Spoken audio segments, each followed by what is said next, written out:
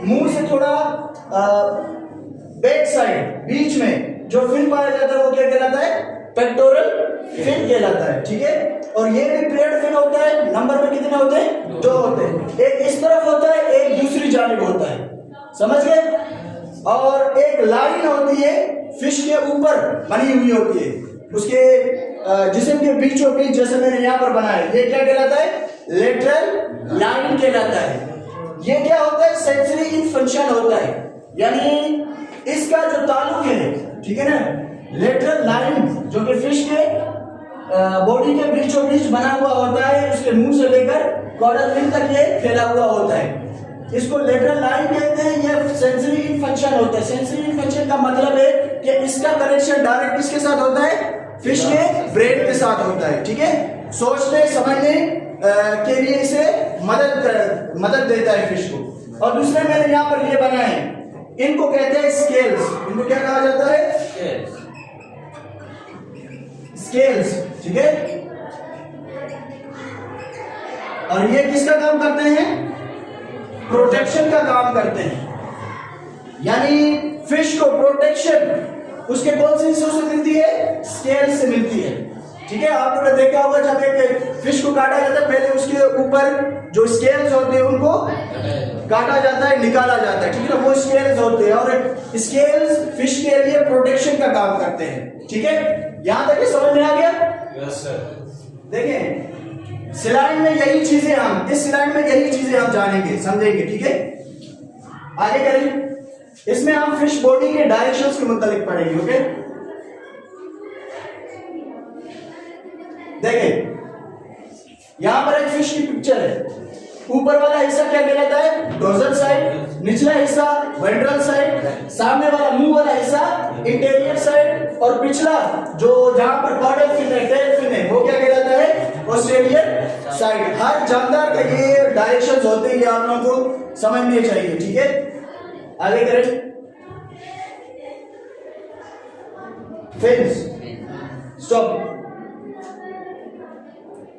देखिए, फिशेस में फिन्स होती हैं जिनको अपेंडिजेस भी कहा जाता है। क्या भी कहा जाता है?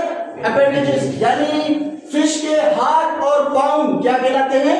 फिन्स कहलाते हैं। ठीक है ना, जिनकी मदद से फिश हरकत करता है। ठीक है, कहा जाता है कि ये कौन से ऑर्गन होते हैं? लोकोमेंट्री ऑर्गन होते हैं।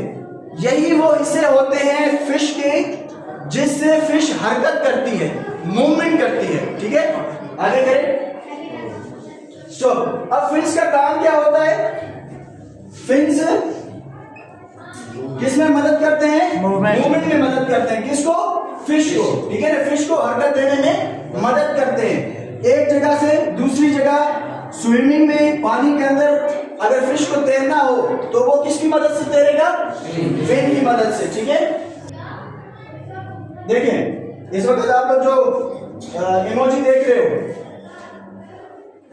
इसमें फिशेस पानी के अंदर तैर रहे हैं। तैर किसकी बदौलत रहे हैं? फिन्स की मदद। ठीक है, यानी फिन्स ऐसे ऑर्गन्स होते हैं जिनको लोकोमोटरी ऑर्गन्स भी कहा जाता है। और लोकोमोटरी ऑर्गन्स का मतलब है फिश का वो हिस्सा, या फिर फिश का वो हिस्सा, या फिर फिश का वो ऑर्गन जिसकी मदद से वो पानी के अंदर तैरती है और एक जगह से दूसरी जगह मूवमेंट करती है। ठीक है, प्ले करें, आगे जाए।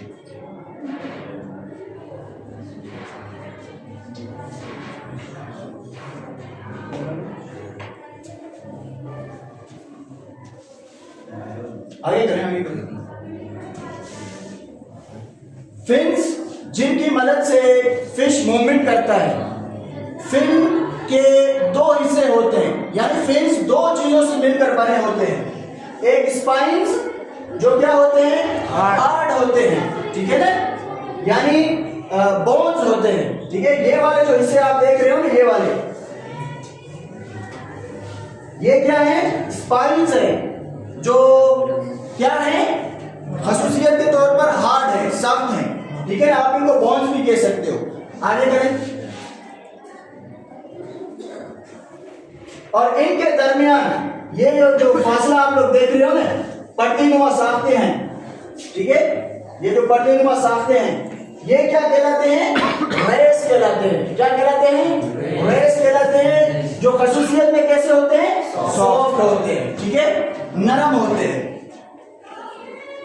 फिन्स दो चीजों से मिलकर बने हैं, स्पाइन्स जो कि हार्ड होते हैं और रेस जो कि सॉफ्ट होते हैं। प्रैक्टिकल के दौरान मैं इंशाल्लाह आप लोगों को ये चीजें दिखाऊंगा, ये चीजें आप लोगों के ज़हन में होनी चाहिए।